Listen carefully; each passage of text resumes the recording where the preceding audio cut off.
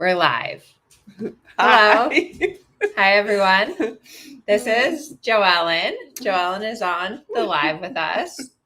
Who are you? Hi, I'm Amelia's mom. I've watched 1,000 lessons and really enjoyed Amelia's show today. It was really fun. It's been a while since you've been live on Yes. the podcast. Herman went out to dinner with a friend, and we are at the Airbnb in Los Angeles because we were showing today. I showed Harvey and Kensington this morning, which was a lot of fun.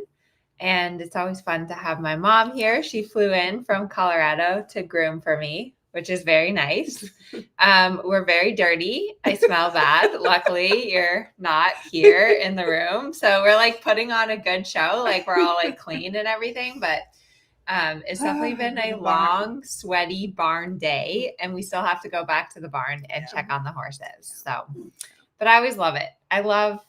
I think the biggest thing that I love about horse shows is just spending the time with the horses and like seeing them and braiding them and walking them, and all of those things are so fun. And I see Molly's here. Hi, Molly. Good to see you. So Molly's at the horse show with us.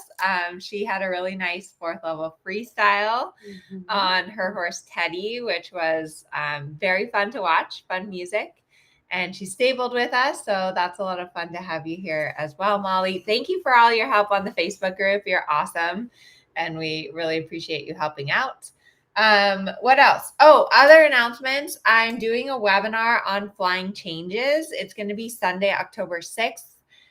I've been working really hard on my slides. I'm going to go over them with Joellen to hopefully make sure that they make sense to everyone. But I think flying changes are a really hard topic where a lot of horses and riders get stuck teaching the flying changes. Let me know in the comments if you've tried a flying change and what's your horse's go-to. You've tried flying changes on your horse. I had Geronimo. He was really easy. Easy to do changes and tippy changes. And I love TikToks and the feeling of doing TikToks. And then I tried to change on Symphenia and she bolted. And so I've gone back to the basics for a long time and I'm not there ready to try a change again. Yes. So it's amazing how once a horse knows the aid for a flying change, like Geronimo, it just seems like no big deal. Yeah. But when they don't know the flying change, it's like, how do you teach them? But see, flying changes are a natural movement. Like they're a movement that horses do just on the field on their own. But the trick is getting them to do them on your aids when you ask. Like that is the hard part of teaching the flying changes. But it's always good to ride a schoolmaster. And when you do, you're like, oh, this is really cool to do threes. 1, 2, 3, change. 1, 2, 3, change. And then you're like, oh, I wish my other horses did that. So there's some good exercises coming on how to do changes. Yes. And there is like a system and a process to teach your horse the changes correctly. And we've been working really hard on making diagrams like for all the different exercises that we use to teach the flying changes. And Joellen, she helps me a lot with those. And we have a graphic designer. So we've been like going into the details of how to make these diagrams so that you can like picture what the exercises look like and then go and practice them with your horse, because that's the hard part, right? Right. Well, the hard part is understanding what you're supposed to do and then going out and doing it. So we made this canter stride, which has like 3 beats, and then it's got a foot on it. So you can say, that's obvious right lead because the foot's leading. So it's been really fun to work on the diagrams with you. Yeah.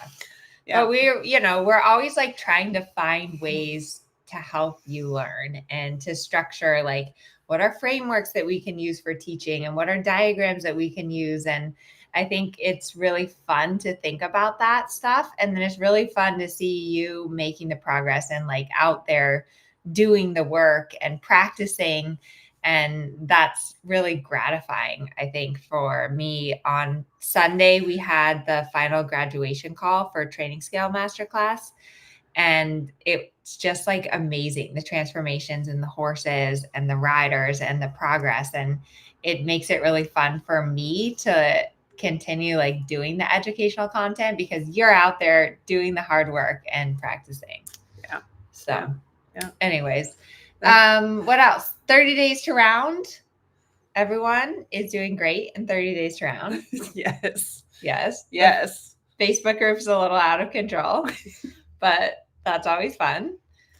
And Joellen, so you went and saw Larry this week. I did last weekend. And who's Larry? Larry is the wonderful cowboy. He prefers that we call him a cowboy, who helped us save Geronimo and taught us the original groundwork. But I have to say, I haven't shared this. Should I share this? I probably should. What are you going to share? The Facebook Live. I'm the person who always shares it. Okay. So you have to do your back end. Yeah, you talk and I'll share. Sorry, I always do this and I forgot. So anyways, Larry the Cowboy is where I learned like a lot of the groundwork exercises that I show in 30 days to round. And I think that what's really cool is that I kind of have like a natural horsemanship background and a Western background, but then also the dressage. And so being able to like combine those two together and understand, you know, how to break it down and how to teach your horse to accept the contact and how to work with your horse on the ground is, I think, a really important part of riding and of horsemanship. And there was one student in 30 days to round, and she was like, I've been doing the groundwork exercises. And then today, because she wants to get her horse rounder. And then she was like, and today I went to trailer load my horse and my horse loaded perfectly in the trailer without hesitation. So like there's two benefits to groundwork. Number one, your horse is softer, more responsive, rounder. Number two, your horse loads in the horse trailer. And also like at a horse show, like we are right now, where you're hand walking and there's trucks and there's scary wash racks and there's nowhere to tie your horse. Like it's so important that they have good manners on the ground so that they are nice to be around. And I think that that is very important. So you've done your duty. I did my job. So what happened today at the horse show? What has been exciting so far at the horse show? Exciting? I like walking your horses, and it actually they're pretty hot, Amelia's We're horses. going to go walk them after this again. So you have to put their head down a lot. But what's amazing is if you do it and as the second they get distracted, you ask them another question, they come back to you. So it's, that's exciting. I also think it was really exciting about Harvey. As you guys know, he had a very hard year and had 2 surgeries in January and February. And Amelia rode the Grand Prix in a snaffle bit. Yes. And I'm very proud of you. Yeah, it was special today. Harvey won his Grand Prix class, and he had 2 surgeries earlier this year, which was really hard. And I definitely remember some conversations with you where I was like, I don't know, like if I should just put him down or if I should even keep trying. And I remember you saying, you were like, is he your heart horse? And I was like, oh, I don't want to admit that when he's like in the hospital, So anyways, it is a miracle. Yes. It is a miracle that he's alive. And it's also like a major miracle that he's like doing the Grand Prix, which is just amazing. Yeah. So I think it's just love your horses. Love every day. And I also wanted to talk about it a little bit because I think all horses get injured. And as we get older, we get injured. And you have to do rehab and you have to take it slow and you have to believe and you have to keep your spirits up. Like one of the things I do when I was really ill 3 or 4 years ago is I just kept reading and watching videos and learning how to ride, even though I couldn't get on a horse. Yeah. So you got to believe. Yes. Believe in your horse. Keep going. And, there's always ups and downs. I think that that's important to remember too. It's like the highs are really high and the lows are really low. And, it's just important to remember that like tomorrow's another day, and to go back to that you love your horse, you love riding, you love the journey. When Harvey was really sick earlier this year, I spent it took me a good 45 minutes every day to just doctor him, to take care of him. And I had to clean out his incision and give him antibiotics. And it was every single day, and then in the night, I couldn't sleep because he had to wear a bandage around his neck. And I was having nightmares that he was going to get caught on something and decapitate himself. It was horrible. So, we all overcome things with our horses. There's no perfect horse. And also in life, I think it's just it's just managing things. And I do think it's important always to try to have a positive outlook on everything. It could be worse, and so anyways. Yeah. See, Donna said she's got some sore-footed horses. Yeah. So you got to fix her feet. No feet, no horse. Yeah. But anyways, it was special to ride Harvey in the Grand Prix today. And with Harvey, it's always if he's a little fired up, if he's on the edge of out of control, that's when he's the best. And he was that way today. But it's amazing with him because some horses, when they have that much excitement, they are out of control. They buck you off or something. But now that he's doing the Grand Prix and I can channel it into the work, it's very fun to ride and very exciting. So Harvey shows again tomorrow morning, and then Kensington has the day off, and then Kensington goes on Saturday, and then they both go on Sunday. So it's going to be a long weekend, but it's always I love horse shows. I just love the partnership that you have with your horse and spending time with your horse. And of course, having my mom here and my husband, and we have a few clients. So it's just a really fun weekend. And Ophir's here. We wish you were here with us, Ophir. We miss out on you. But Ralph has been great. Ralph has been a really good boy. Yeah. And it's a lot. We're at the LA Equestrian Center. I know a couple of people are asking, where are we? So we're at the LA Equestrian Center, which is very busy venue. There's trucks and trailers, and the warm-up arenas are quite small and tight. And I have a lot of memories showing here when I was younger, when I had my horse Trumpet, and he was so naughty here. He tried to buck me off so many times. I remember just going back to the barn with tears streaming down my face because he had been so embarrassed me and just so awful. So anyways, questions. If any of you guys have questions for either one of us, put them in the chat. We have a few questions to answer. So Kathleen is asking how to get a lazy horse to move forward.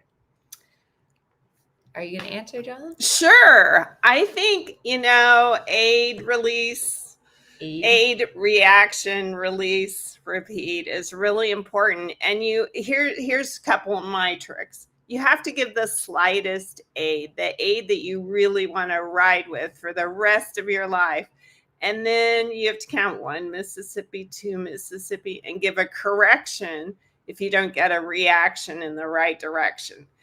And you have to do that really consistently. As more of an amateur, I go out and ride and I'm like, what's my leg aid? Did I ask my horse to go forward?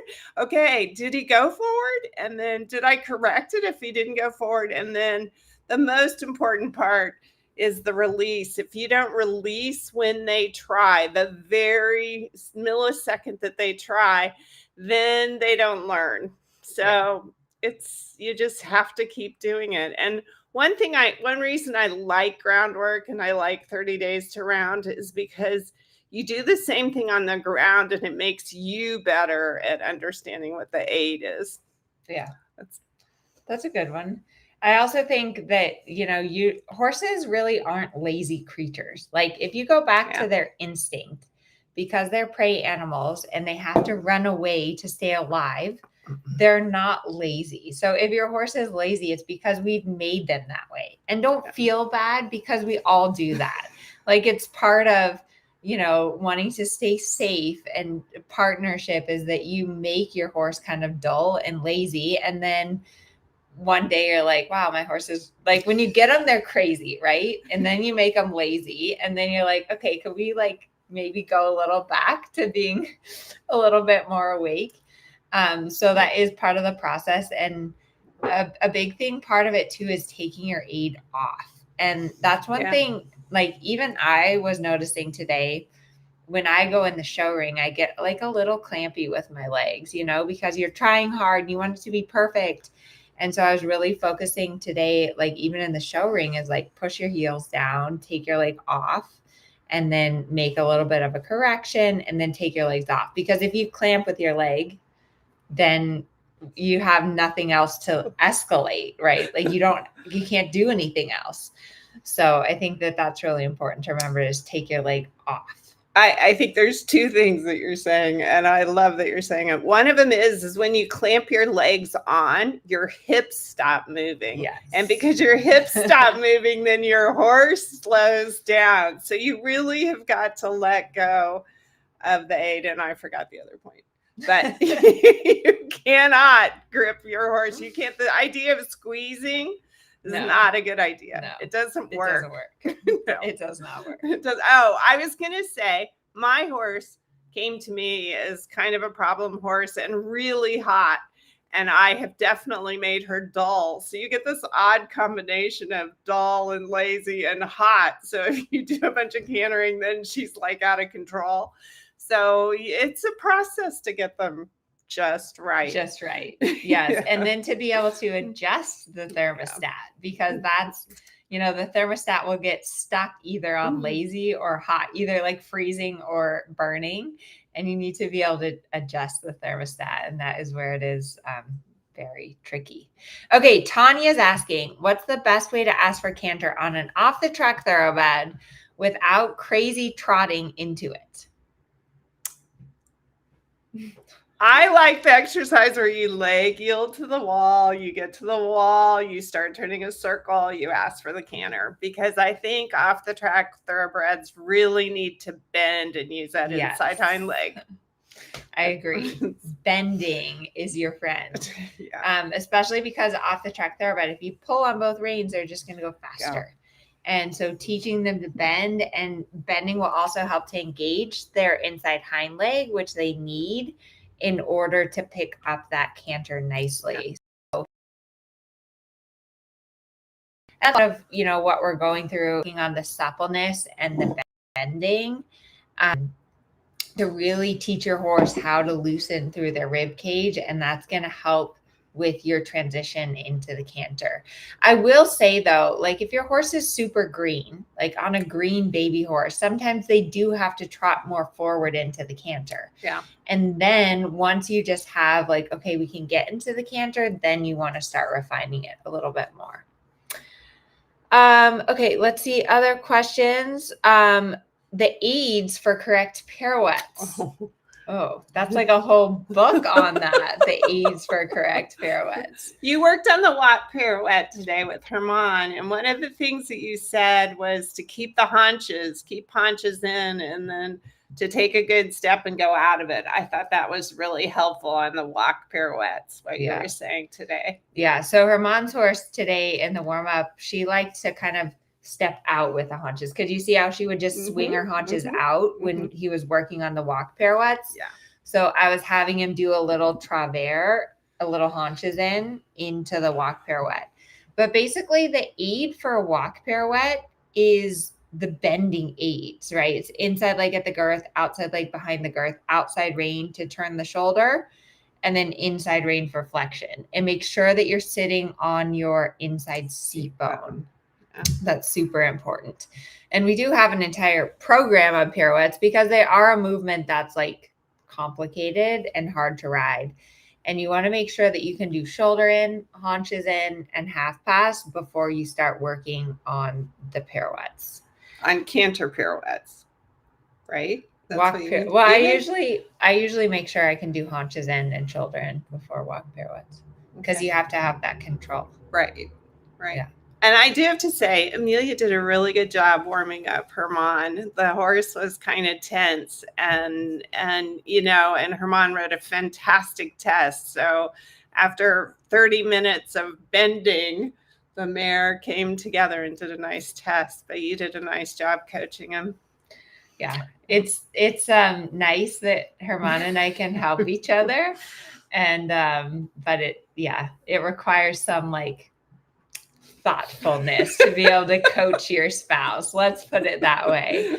But I think we've come to a good understanding of it. And like at first in our relationship, it wasn't so good, but we've like had enough conversations about how we want to be coached, the things that are helpful, the things that aren't helpful, and then also really trying not to get upset or emotional at each other over the coaching. That has really helped as well.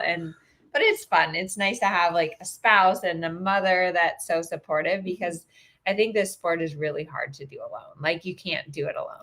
Yeah. You need people there helping you. It's very hard. Okay, go ahead. Well, the other part I love about coaching is that when you're coaching, you're telling the person to do something or ride out or do a transition, and the rider does something else. And it's always just funny to me because the rider has to ride their horse and they have to feel what's going on with the horse. And the coach can't get upset. And I always think that's so interesting, because you're saying, oh, do this some more. And the person turns left and you're like, what? Yeah. I mean, there is a balance, I think, even when you're in a lesson, that you have to make corrections like based on what you know your horse needs in that moment. Like if you just sit up there and think your trainer's going to tell you everything, it doesn't work. But I also think that when you're with a coach, especially if it's someone that like hopefully you've selected an instructor that you really admire and that you like a lot, that sometimes you have to turn off your brain and listen to what they're telling you to do, because what they're seeing, and like trust in your trainer and then see if you can't get the end result. And that's a little different. Like at a horse show, I feel like at a horse show is more, you're not going to train your horse at the horse show. Like by the time you're at the horse show, your horse better be trained. So it's more a matter of just getting your horse in like relaxed and on the aid so you can go in and do your test. But sometimes when you're in a lesson, you do have to a little bit shut off the voice in your head and just trust what your trainer's telling you to some extent. But that comes with experience. Yeah. So good balance. Yes. Good balance. Okay, Heather's got a question. Could you talk through the aids during a transition between the gaits? Between the gaits. So it depends on which gaits you're transitioning between, because obviously like walk to trot is a very different aid than trot to canter. And same thing like halt to walk or walk to halt. So the aids are different depending on which transition you're doing. That said, I think it's always important to remember that the sequence of your aids is always leg, seat, and then hand. So like if you're going to do a walk to trot, it's leg. So your leg sends your horse forward, your seat absorbs the energy, and then your hands maybe supple your horse. I have a question for you. Okay, so when I go out and I walk my horse for 10 or 15 minutes and warm him up, and then I ask for the trot, I find that first transition is always, they're not very on. Is that true for you too, or is that just me? Yes, I would say usually the first transition is not great. Like the first transition to trot, the first transition to canter, it's usually not great. But I think you can also think about, okay, if you know it's not going to be great, can you get more activity in your walk? Could you maybe leg yield a little over before you trot? Like how could you help to make that first transition better? And then just experiment a little bit with that. And I think that that's in general with transitions is you ride a transition and then that gives you information. Like if your horse put their head up, all right, then they're not quite round enough. If your horse didn't listen to your leg aid, then you need to make a bigger correction from your leg. When you do the walk to trot transition, do you always have faults a couple times in the walk before you ask for the trot? Yes, I always half halt at least once, but the half halt, remember, is more about getting the horse's attention. It's not about like slowing them down. So it's more, if I'm going to go walk to trot, it's more of like an energizing half halt, like, hello, something's happening. Let's trot. Okay. So yeah, it's good. Oh, Joellen has tried out my ride along podcast. Let me know if any of you have tried out my ride along podcast. How did you feel about my ride along podcast? I've ridden 3 of your ride along podcasts. I really, really like them. I was having kind of a moment this week earlier where I was like, I don't really have a plan, so I'm going to turn Amelia on. And I've listened to the 30 Days to Round podcast. And I really like them because even if Amelia's just doing a trot in a 20-meter circle, I could adapt it and do the trot in a serpentine or something. So it was pretty adaptable to whatever I wanted to do. And I felt the level of my horse, I was riding a little bit higher level than the podcast, and it still worked. And I think as more amateurs we go out, I mean, you used to say to me, Mom, you're wandering around the arena. You do not have a plan. And I was like, yeah, I don't have a plan. What should I do? So it kind of helps that part of it. The other thing I think is you have a tempo in how you teach your horses. And I am a little bit slower than that. And I think it's good to ride at kind of your tempo for the day, for the ride, not just the tempo of the horse. So I really liked them. Good. I'm ready to have a library of 100 so I can choose. Okay, I want to do this, Amelia. Okay, I'll work on my library of 100. It's been interesting recording them. I've actually liked it because it's made me be more aware of like what I'm thinking and what I'm doing. And I talk like differently than when I'm just filming a video because I'm more like in the moment. Here's what I'm feeling. Here's what I'm doing.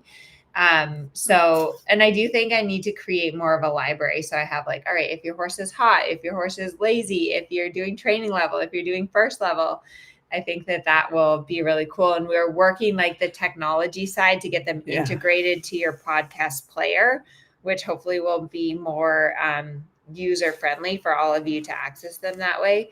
So it's always a process. We experiment with a lot of different things in the business. I think I drive my team crazy sometimes, but that's also what makes it like super fun, I think, is trying new things. And we have a lot of exciting things coming up for next year also. We're like planning some really cool things from Strides.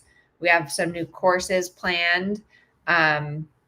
We're going to try to do a live event in November of next year. So mark all of your calendars because it's going to be like epic. And let's see. There were a few other questions. So how do we access the Ride Along podcast? I'll put the link if you want to get the Ride Along podcast in the chat for you. Ryland's asking, when am I coming to Maryland? So I usually try to stay on the West Coast. I'm so busy. So hopefully you can come to California when we do our live event. But what I wanted to say is in the Flying Changes, Amelia and I have worked really hard on 5 easy exercises. And I'm hoping that there's going to be ride along podcasts to those Flying Change exercises because they're very interesting and they're coming up. And that's kind of fun. The other thing as the mom is there's so much technical behind the scenes. Like we had to change the podcast where the podcast lives so you guys could get them. So it's kind of complicated. So bear with us on the podcast as we get them organized. and in the right order. And we're trying to do that because we didn't realize it was going to be so popular. Which is great, but there's always technological glitches that happen, and it's, technology is amazing when it works, and it's always hard when it doesn't work. But I don't know. Sometimes I just think about the day and age that we live in, and I wish I had this when I was growing up learning how to ride. I remember I would get DVDs, and then I would watch them over and over and over again. And it's amazing that that we can help you with your horses through the internet, and that it does work, and that people make progress, and that's just so cool. So anyways, I put the link for the podcast in the chat, and AT is asking, will we get to see videos of Harvey and Kensington? So yes, we did get video. We'll probably process them when we're home next week, because it's going to be a busy weekend. So don't forget to come RSVP for the Flying Changes webinar. That link should be above or below. It's going to be a really cool webinar, and I'm going to break it down really simple to help you understand the right steps to teach your horse the flying changes and some of the patterns that will help you out. And I would also like to say about that, it's not just about changes. That if you just want to improve your canter quality, you should listen to this, because you can't do a flying change if your canter doesn't have jump and isn't forward, and you're not having impulsion, and you're not supple, and you're straight. So there's a lot of things before you try a flying change that will help your general riding. Yes. Yeah. We're going to go walk the ponies, and we hope y'all have a wonderful evening. And yeah, it's great.